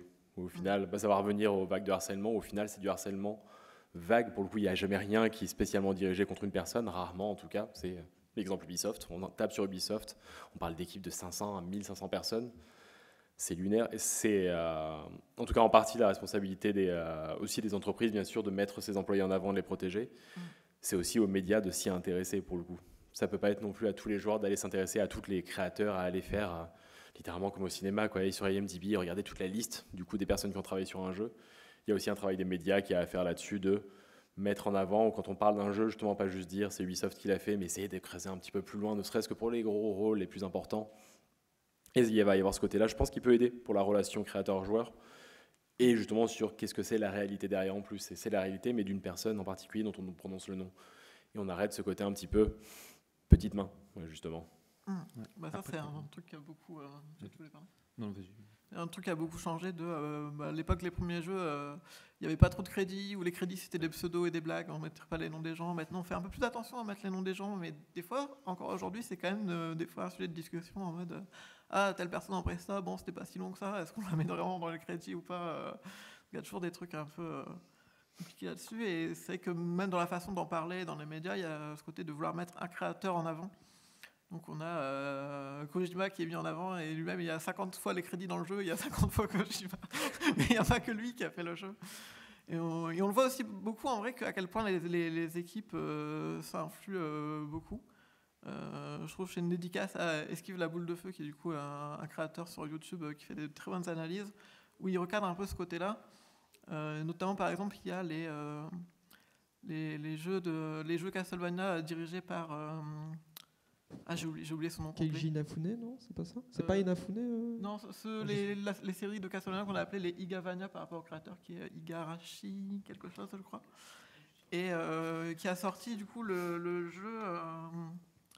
j'ai plus le nom, celui avec une fille qui absorbe un peu des cristaux dans son dos. Bluestain, voilà. Qui a sorti Bluestain. Et en fait, on voit beaucoup de grosses différences par rapport au jeu Castlevania sur lequel il était directeur, parce qu'en fait, c'est pas du tout la même team qu'il y a après. Et donc c'est toujours, en fait, des choses. Il y a un gros manque si on ne pense que au directeur créatif et pas au reste de l'équipe, par exemple. Parce qu'en fait, tout le monde, même quand, effectivement, tout à l'heure je disais, c'est pas la faute des devs s'il y a des microtransactions, etc. Mais en fait, tout le monde à son échelle essaye d'insuffler quelque chose dans le jeu. Donc quand on change l'équipe, même si on garde les mêmes directeurs, on change le jeu, en fait.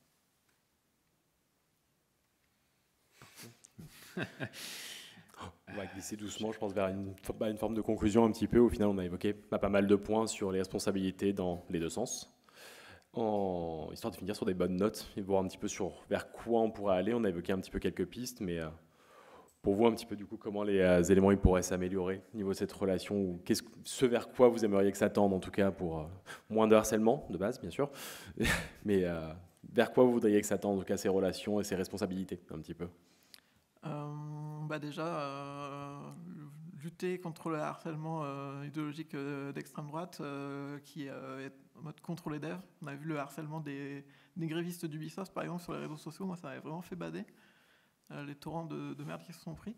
Du coup, défendez les gens qui créent vraiment vos jeux, en fait. Et ensuite, pardon, j'ai oublié un peu la question. Plus vers ce vers quoi tu voudrais que ça tende, en tout cas, cette notion de responsabilité que les joueuses peuvent attendre des fois. Du coup, soutenir les créateurs, continuer d'être anticapitaliste, obliger les gros studios AAA à changer de méthode et faire des trucs un peu plus cool et partagés pour une industrie qui est plus ouverte et moins repliée sur elle-même, qui oppresse un peu les créateurs, quoi. Ouais, c'est ça, ouvrir au maximum, parce que c'est vrai que la non-transparence crée aussi de la frustration et nous place dans une situation de responsabilité où on va si on fait de la rétention d'informations, les gens ne peuvent pas non plus deviner ce qu'on fait. Ça, c'est vraiment le cas pour les grosses boîtes notamment. Donc après, il y a un retour de bâton si les choses se passent mal, ou parfois si les choses se passent bien, il y a quand même parfois des retours de bâton. En effet, modérer et pas juste rester neutre, parce qu'il y a des mouvements, il y a des forces à l'œuvre, quoi. Il y a des gens qui veulent pousser aussi un agenda assez terrible, et on ne peut pas juste rester neutre en pensant que ça va passer. C'est pas comme ça que ça marche. L'histoire nous l'a montré, quoi. Globalement, c'est ce que vous avez dit, hein. On aimerait forcément, c'est le petit vœu qu'on a toutes et tous, qui est plus d'engagement de la part des joueurs et joueuses, plus de soutien, des gens qui se positionnent clairement aussi politiquement à un moment où ça devient de plus en plus important. Et aussi, j'y pensais là par rapport à tout ce dont on a parlé dans la conf, mais même en termes de responsabilité globale, c'était marrant que nous trois on en parle, parce qu'on fait des jeux indés, et je pense qu'on est dans un cercle où on est tous assez alignés en termes de responsabilité minimum de ce qu'on doit faire, etc., pour respecter les gens à qui on va proposer notre jeu. Mais il y aurait eu des gens, je sais pas, du jeu mobile ou du AAA, etc., qui auraient été à cette table ronde. Je pense qu'il y aurait eu plein d'autres sujets qui auraient été abordés, notamment parce que c'est aussi des milieux où, je pense par exemple aux jeux mobiles, où il y a des pratiques qui nous passent totalement au-dessus de la tête. On n'imaginerait même pas le mettre dans nos jeux, mais tout ce qui est justement rétention, utiliser des boucles d'addiction, ce genre de choses. Voilà. C'est d'autres sujets qui peuvent être intéressants à aborder, mais voilà, qui en tout cas, nous, je pense que naturellement, de par ce qu'on fait, c'est des choses qu'on exclut automatiquement, mais ce n'est pas le cas de tous les jeux. Et je dis ça parce que notamment, du coup, en fait, finalement, en tant que développeur et développeuse indé, on représente une petite portion de ce que le public va percevoir. Alors que les jeux mobiles, par exemple, c'est énorme, que ce soit n'importe où dans le monde, mais même dans des endroits comme la Chine, où c'est une grosse part du marché jeux vidéo aussi. Donc c'est super important. Voilà, je dis juste qu'il y a sûrement d'autres choses à aller questionner sur toutes ces histoires de responsabilité aussi. Top. Merci beaucoup. Comme ça va nous laisser un peu de place s'il y a des questions, justement. Merci à vous. Merci. Hello, bonjour et merci pour l'échange. J'ai une question qui est beaucoup plus justement dans la continuité des études. Moi, j'ai monté une bourse pour accompagner des jeunes dans le secteur du jeu vidéo. Donc souvent, ce sont des jeunes qui sont issus de milieux populaires, qui choisissent également des écoles de jeux vidéo et pas l'Engmin, donc des écoles à 8 000 €. Donc on ne va pas se mentir, ça va être très très compliqué dans les 5 prochaines années avec le nombre de personnes qui sortent des études chaque année. Donc la question, c'est beaucoup plus comment on fait. Qu'est-ce qu'on peut donner comme message pour qu'il y ait des personnes qui continuent de créer et pas forcément aller dans les écoles à 8 000 €. Moi, j'ai pas forcément de réponse. Il y a un truc qui me terrifie, c'est que j'ai l'impression qu'on a de plus en plus d'écoles et de promos et de moins en moins de taf dans l'industrie. Donc de plus en plus, je suis pas très optimiste là-dessus. Et comme perspective, j'ai l'impression que c'est presque mieux que ce soit un hobby des fois. Je sais pas, j'ai un peu de mal à être très optimiste. L'avenir est sombre. Ouais, L'avenir est sombre. non, mais en vrai, il y a une solution, et tu l'as d'ailleurs évoqué un petit peu, c'est honnêtement plus de moyens pour le public, plus d'intérêt dans le public pour le jeu vidéo.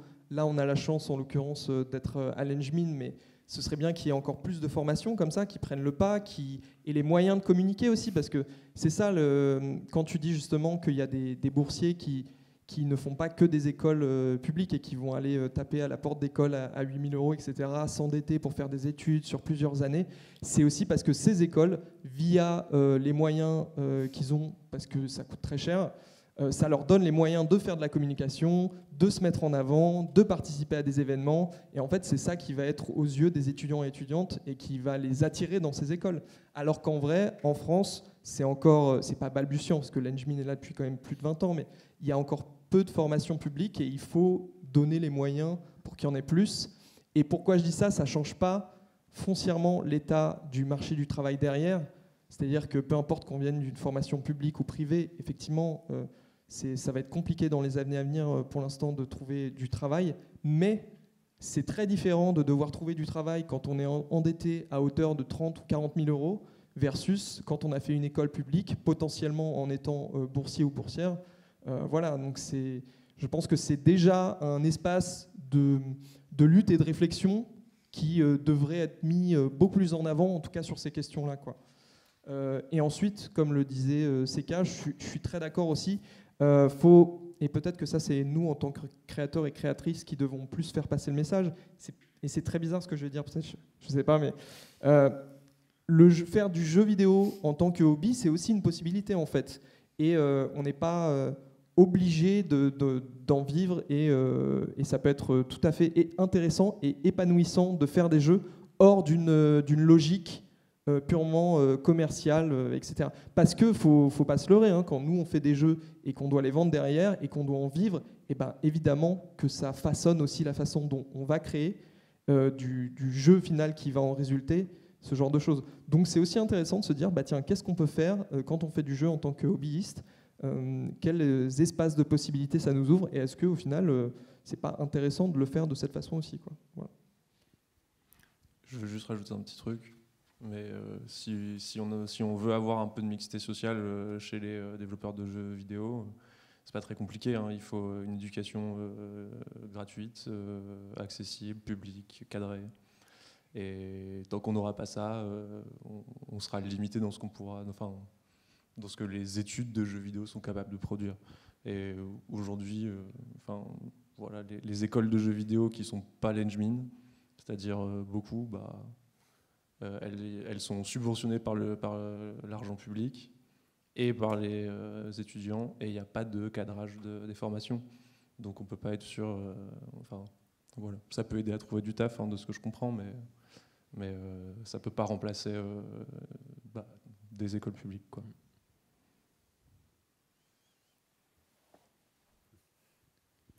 Du coup, on a également une question sur le live YouTube. C'est quoi la différence entre un dev qui va être tagué indé, qui va être dit indé, et un dev qui va être dit classique? Classique donc de studio, quoi, de studio un peu plus... Par exemple, oui. La différence, les responsabilités. Indé, je sais pas, moi je l'ai ressenti comme ça en tout cas quand j'ai développé mon jeu là. Je travaille en parallèle dans le AAA. C'est en effet le poids de la, comment dire, t'es tout seul quoi, face à tout ce qui peut arriver, tout ce qui peut mal se passer, t'es tout seul, donc c'est plus de poids à assumer aussi. Tu t'exposes davantage. Là où, dans une entreprise, tu auras tendance à être, à être plus au sein d'un groupe qui va pouvoir faire front commun éventuellement, ou qui ça peut aussi... alors, je ne sais pas si c'est bien ou pas bien, hein, il y a des avantages et des inconvénients aux deux, mais ouais, ça, c'est une différence. Moi, je vois un truc aussi de... indépendance, ça dépend de à qui le développeur doit rendre des comptes. Donc, plus on doit rendre des comptes qu'aux joueurs, plus on est indépendant. Mais c'est pas le seul critère non plus, parce qu'un gros studio qui est dépendant de personne, ça reste un gros studio, c'est pas un studio indé. Donc, il y a quand même un peu un critère à la fois de pas dépendre de plus gros que soi, de pas soi-même être très gros dans le sens un grand nombre de développeurs ou des gros fonds financiers. Et après, il y a un peu un côté de image où indé, c'est devenu un peu une image artsy aussi, qui du coup est utilisée pour du marketing, indépendamment des fois des studios qui les font. Donc il y a vraiment plein de critères. C'est compliqué d'avoir une définition d'indépendant aujourd'hui. Après, il y a aussi est-ce que c'est de ne pas avoir d'éditeur ou d'avoir à quel point on a une liberté créative sur ce qui est fait. Parce qu'il y a des éditeurs où ça va, c'est plus cool, les devs quand même décident bien de ce qu'ils font, d'autres fois un peu moins. Donc c'est un peu un curseur qu'on peut placer sur plein d'axes différents et chacun voit aussi ce qui correspond à un dé ou pas pour lui. Moi typiquement sur mon jeu, j'ai décidé de un peu de tout faire moi-même et de pas éditer, c'est-à-dire que comment j'ai des sous pour faire mon jeu, France Travail. Non, un peu, mais en fait je fais des prestations de dev pour d'autres studios et du coup c'est comme ça que je gagne ma vie. Et du coup, dès que j'ai assez de fonds, je passe du temps à travailler juste sur mon jeu de mon côté.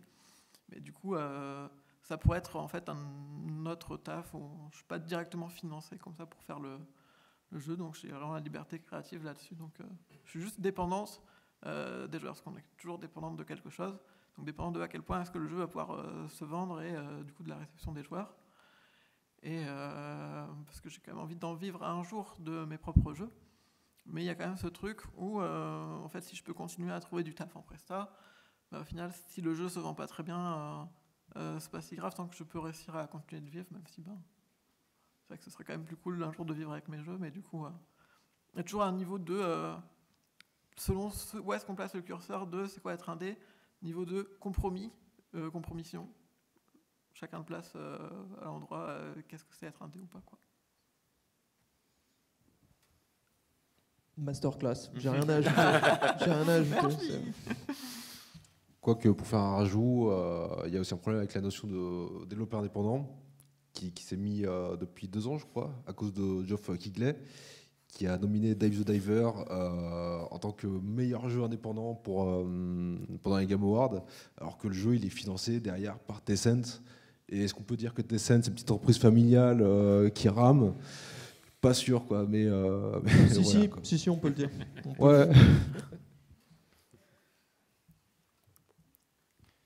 Ok. Une autre. Alors, c'est pas vraiment une question, mais c'est le live tout à l'heure s'étonnait. C'est pas gratuit une démo, ça peut être payant une démo d'un jeu.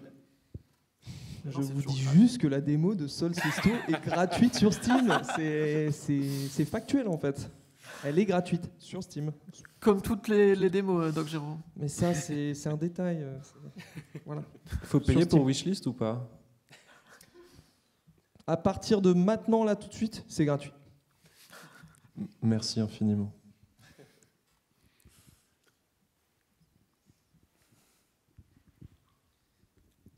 Bonjour. Du coup, j'ai une question notamment sur la responsabilité en tant que dev quand on a un jeu à message ou que ce soit genre in your face militant ou juste par le jeu véhicule des choses. Où est-ce que vous placez le curseur, vous trois, sur le cas où vous avez un truc en tête et les joueurs comprennent autre chose ?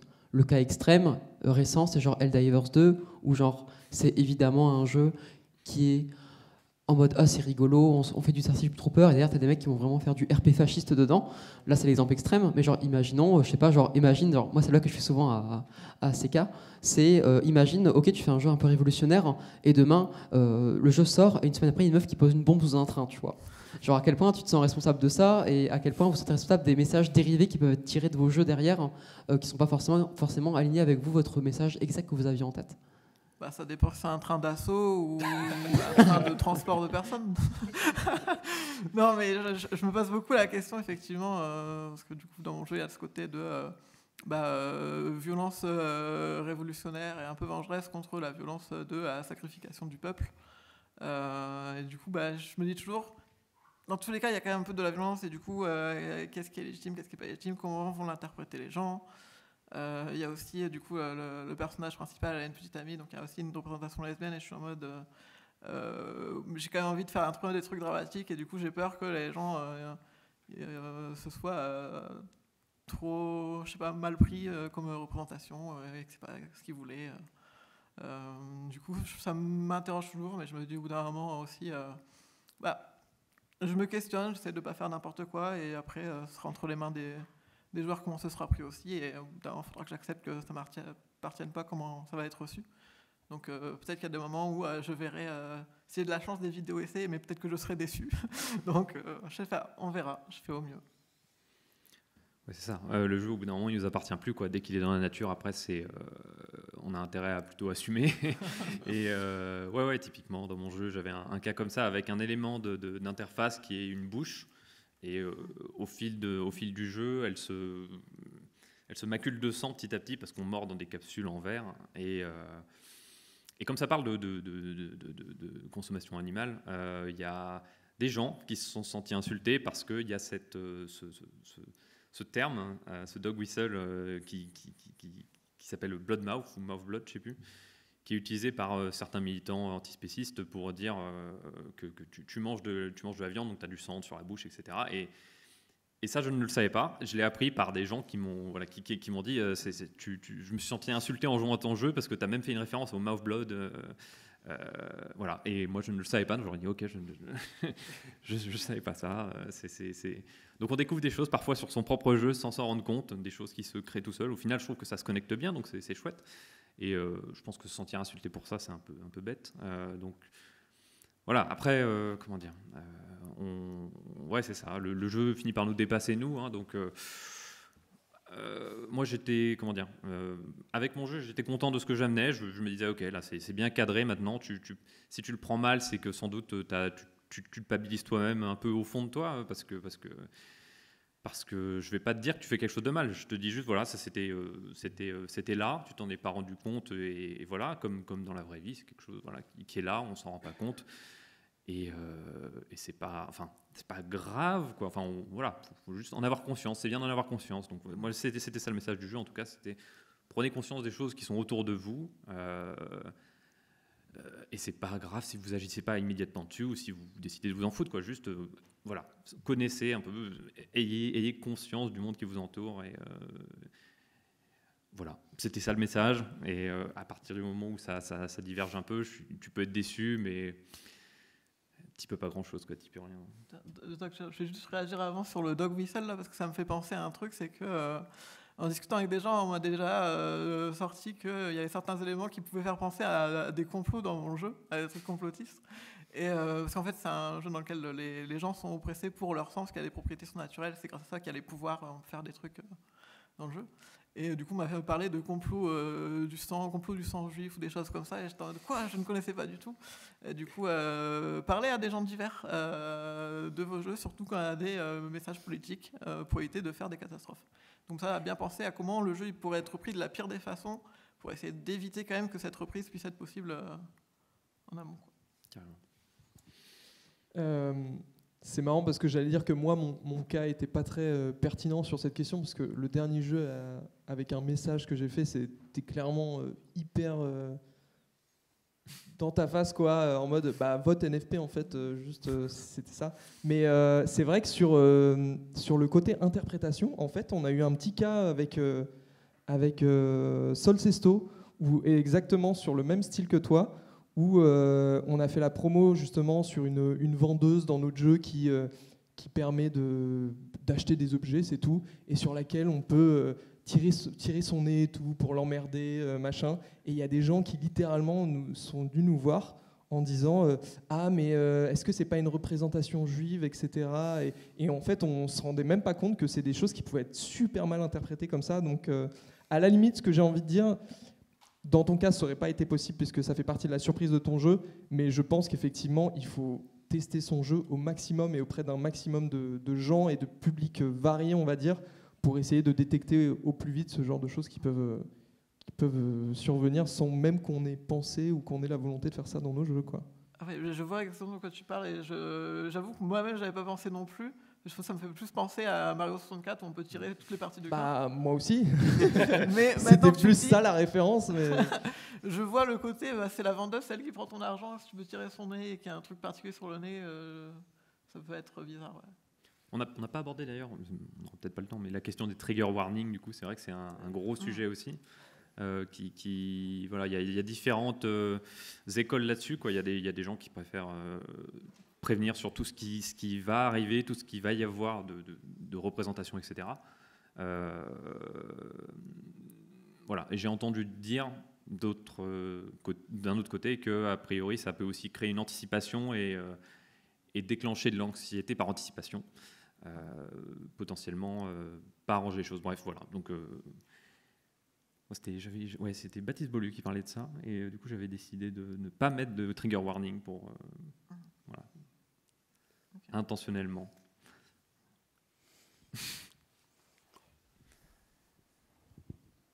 Alors, donc déjà merci pour la con, c'était hyper intéressant. Moi, ma question, c'est pour rebondir sur tout à l'heure, quand on parlait du coup des emplois, du piston, des bourses, de la diversité, que c'était important d'avoir une école publique, etc. Moi, ma question, c'est, moi en tant qu'étudiant, alors que j'ai déjà un bagage, un master avant l'engine, on me prépare déjà en me disant, on ne me parle même pas d'emploi, on me dit que pour mon stage, il faudra songer à faire un stage, peut-être pas dans le JV si tu ne trouves pas de stage, parce que c'est très compliqué.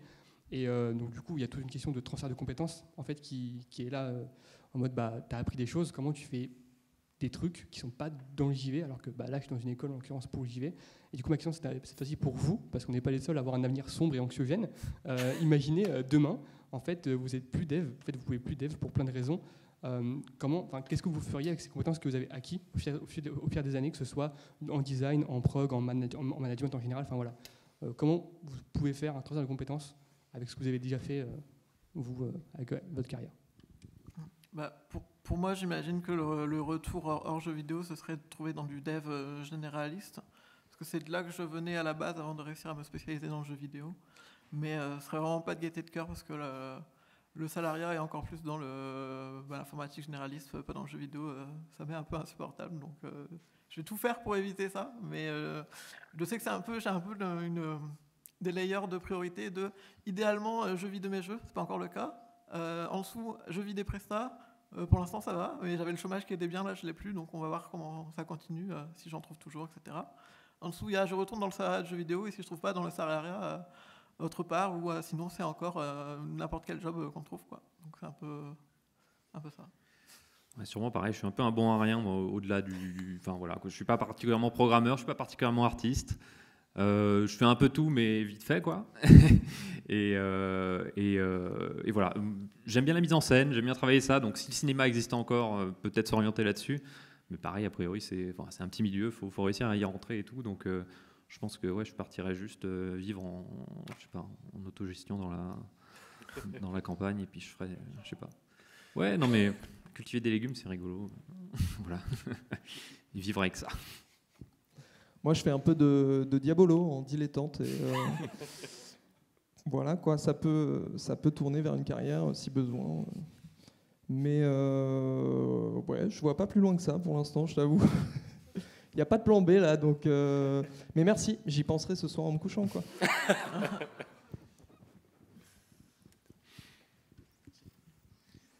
Bonjour, merci beaucoup du coup pour ce petit podcast en live, c'était super. Quand je pense à la responsabilité des créateurs vis-à-vis du joueur, je pense à une scène de jeu vidéo en particulier. Dans Super Hot, en réalité virtuelle, ils ont fait une version spéciale pour la VR, Il y a une scène où, pour passer au prochain niveau, on se retrouve dans un décor, tout est blanc, on est tout seul et on a un flingue, et le seul moyen de passer au niveau suivant, c'est de se tirer une balle dessus. Et au-delà du fait qu'il y ait un PEGI, qu'il y ait un avertissement, ça fait se poser plein de questions. En tout cas, moi, ça m'a fait me poser plein de questions. Ce genre de scène, ce genre de choses qu'on fait vivre aux joueurs, encore plus en réalité virtuelle, est-ce que vous, ça vous fait réagir? Est-ce que ça vous fait vous poser des questions? C'est une question compliquée, parce que on parlait tout à l'heure tu parlais des trigger warnings. Du coup, des fois, c'est quand même bien sur certains sujets, etc., si on peut. Après, j'ai envie de dire aussi, l'art, ça vous a dérangé, faire vivre des émotions intenses aussi. Après, où est-ce qu'on place la limite? Je ne saurais pas dire. Je trouve l'expérience intéressante, mais je vois aussi qu'elle peut déranger. Du coup, je sais pas. Il faut être capable juste d'assumer ses choix après. Donc après, il peut y avoir des trucs qui sont vraiment pas les bienvenus, notamment toutes les questions autour des violences sexuelles, etc. Où ça, je pense que se passer de trigger warning, c'est quand même catastrophique. Après, c'est du cas par cas, c'est pas évident. Ça dépend aussi, je pense, du scale du jeu. Peut-être que dans Superhot, tu vois, ça n'aurait pas posé de problème. Enfin, ça n'aurait pas posé de problème pour le déroulé, d'avoir un trigger warning au début sur le suicide, parce que le jeu est quand même relativement long. Enfin, bon, tu as le temps de l'oublier, quoi, en gros.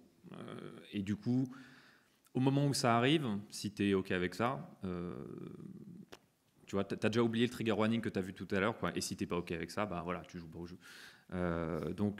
Voilà, si c'était un jeu super court qui durait 10 minutes, tu vois, dans ce cas-là, peut-être que ce serait un petit peu différent. C'est vrai que si c'était annoncé, ça casserait la surprise et la subversion de la mécanique, du coup ça enlève l'intérêt du truc, mais en même temps ça peut être un peu choquant, du coup, je sais pas. Ouais, c'est quand même bien l'idée à titre perso, mais c'est vrai que... Je pense que c'est plus facile de pardonner à Superhot que de pardonner à la quasi-totalité des Call of où tu dois torturer des civils et buter des gens et des civils, justement. Oui, et puis Superhot, il ne faut pas oublier qu'il y a aussi un rapport contextuel à la violence. Ou est-ce que ce passage-là dans le jeu, ça présente une étape dans le jeu?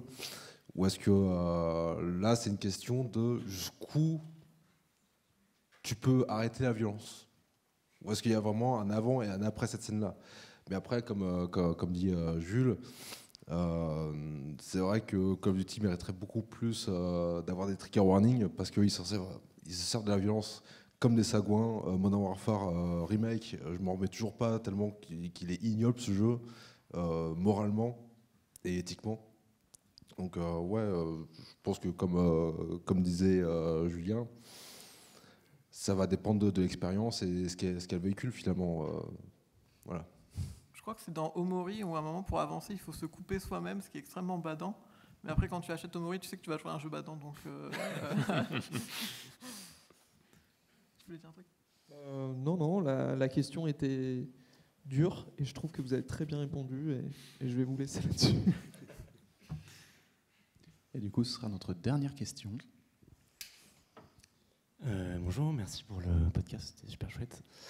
Moi j'ai une question qui a été un petit peu abordée pendant le podcast sur la responsabilité des devs par rapport aux joueurs et surtout à leur temps et aussi un peu à la question de la santé mentale.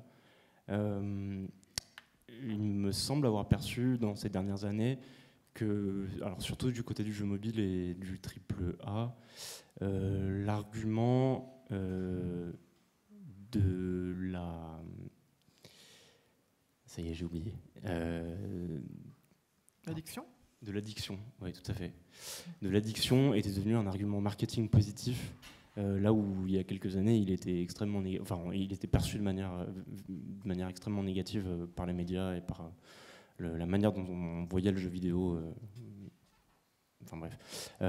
Quel point de vue vous avez là-dessus et comment vous placez par rapport à ça en tant que développeur, développeuse? J'ai l'impression qu'avec la suprématie du Game as a Service constamment renouvelé avec des mises à jour, il y a vraiment ce côté de maintenant, je crois que c'est 50% du temps de jeu de tous les joueurs qui est partagé par 10 titres. Et donc vraiment, il y a cette bataille des gros jeux pour avoir l'attention et en permanence, et du coup, garder en captivité les joueurs. Donc la rétention, qui est devenue la donnée suprême à traquer dans tous les analytics de jeux mobiles, et aussi d'autres jeux massivement en ligne sur les autres plateformes. Du coup, c'est vraiment tout le côté de psychanalyser, avoir des données psychologiques pour utiliser tous les biais humains contre les joueurs pour les maintenir un peu. Et moi, c'est vraiment un truc qui me met extrêmement mal à l'aise et contre quoi je me bats, même si après, quand tu es salarié, malheureusement, tu peux te plaindre, mais tu dois quand même faire le taf. Donc c'est ça qui est... Ouais, donc clairement, c'est pas des logiques qu'on recherche. Tu en parlais tout à l'heure. C'est vrai que c'est un peu aux antipodes de nos philosophies de conception d'un jeu, quoi, globalement. Parce qu'on n'a aussi pas du tout les mêmes enjeux économiques derrière. Quand on fait de l'indé comme ça, souvent, je sais pas, je dis peut-être une connerie, mais on a une éthique. Ouais. En fait, c'est un peu un truc qui est super frustrant, c'est que ceux qui ont le plus de responsabilités, donc les plus gros studios et qui prennent le plus d'argent et d'attention des joueurs, ont le moins d'éthique. Et du coup, on est tous un peu dirigés dans nos choix et ce qu'on peut faire par la thune, le marché, etc. Mais en fait, quand tu regardes qui fait des sacrifices pour l'éthique, c'est toujours les petits, pas les gros. Et c'est un peu ça qui est frustrant. J'ai rien. Non, c'était très bien. Non, j'ai rien à ajouter. Je suis d'accord. Et on en a parlé un petit peu tout à l'heure. Effectivement, comme vous disiez, c'est pas du tout des logiques que nous on a en tant que développeurs et développeuses indépendants. On évolue dans un circuit à part. C'est pour ça que ça m'aurait fait marrer entre guillemets qu'il y ait des gens du mobile ou qui soient à la table ronde pour voir quelle est leur vision de l'éthique qu'ils ont sur leur travail, etc. Ça aurait été intéressant à débattre là-dessus. Je dirais que l'équivalent chez les petits devs, ce serait des petits devs souvent sur du jeu mobile qui font des trucs avec plein d'ads ou des fois même de crypto carrément. Du coup après il y a où est-ce qu'on situe le seuil aussi, parce que oui après faire des petits jeux, c'est d'avoir un peu de pub dessus pour survivre. Bon, on fait ce qu'on peut avec ce qu'on a, donc pour certains devs ça peut être ok. Moi par exemple j'ai vraiment les publicités en horreur, donc je me verrai jamais faire ça. Donc je préfère rester sur du premium payant de base, mais après il faut voir aussi à quoi on a affaire. Tout n'est pas comparable à la même échelle. Après, je pense qu'on peut se mettre d'accord ici, tout le monde sera d'accord. Crypto et NFT, on peut faire des trucs éthiques avec, ça peut être top. Voilà, donc normalement solcesto.com, on a une série limitée, là il y en a 100. Chariot, tu t'es dessus? T'es vraiment sûr de vouloir conclure avec ça et de laisser ça comme image? C'est une blague. Solcesto.com. Ce sera une magnifique conclusion sur les NFT, donc. Merci à vous, on peut les applaudir. Merci. Et pour le petit rappel, n'hésitez pas à suivre Sekamelika et à jouer Wishlist Insurrection dès que ce sera disponible. Dès que le jeu... Ça a changé de nom. J'ai annoncé le nouveau nom avec mon faux trailer du 1er avril. Du coup, le vrai nom, c'est Vindica Secrets of Blood. Et la page Steam arrivera peut-être le 1er août, du coup, histoire de sortir quand même quelque chose le 1er août. Mais il n'y aura pas le jeu. Hein. Donc c'était fausse date, mais vrai nom. Ouais, exactement. Ok, non, mais c'est peut-être pour ça que personne n'a compris. Ne faites pas ça. Soyez responsables, ne faites pas ça. Et pensez à jouer à Threshold et à essayer la démo de Solcesto, même si elle n'est pas sur Steam Deck. Voilà, démo gratuite encore une fois. Encore merci à tous.